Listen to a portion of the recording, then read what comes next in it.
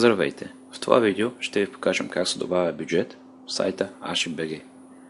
Менюто бюджет е най-добрият инструмент за планиране на ваши доходи или разходи.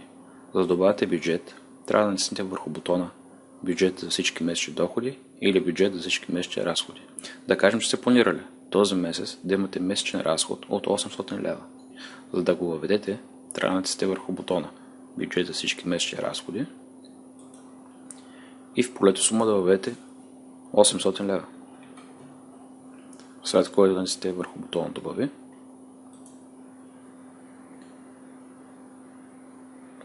Ако сте планирали този месец да имате 1100 лева доходи, то трябва да натиснете върху бутона бюджет за всички месечни доходи и да въведете вашата сума от 1100 лева. След което натиснете бутона добави.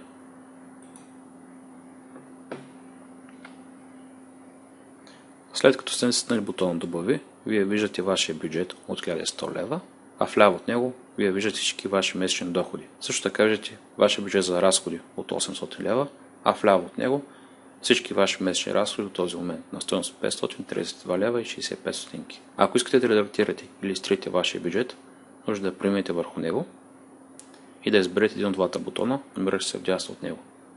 Редактирай или изтри. Вие също така може да добавяте бюджет за категория. Да кажем, този месец сте решили, че ще имате 100 лева разход за вашия автомобил.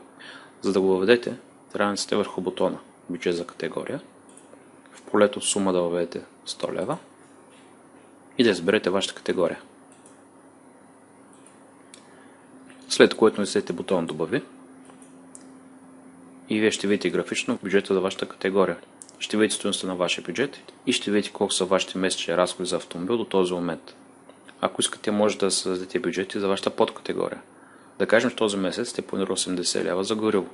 Нужно да натиснете върху бутона бюджет за категория. В полето сума да въведете 80 лева и да изберете вашата категория. След което натиснете бутона добави. В дясната част на сайта вие виждате какво сте бюджетирали като месечен доход и разход. Също така виждате всички ваши доходи и разходи до този момент. А под тях се намира модул, в който вие виждате графично всички ваши отминали бюджети.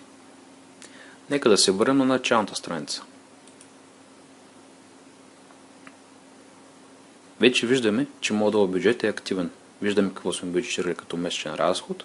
Също така виждаме и бюджетите за наши категории и ако не сме ключото, ще видим какво сме бюджетирали като подкатегория. А по тях се намира функцията всичко останало, която функция представлява остатък, който е разделен за всички останали категории. Нека да добавим нов разход на стойност 50 лева.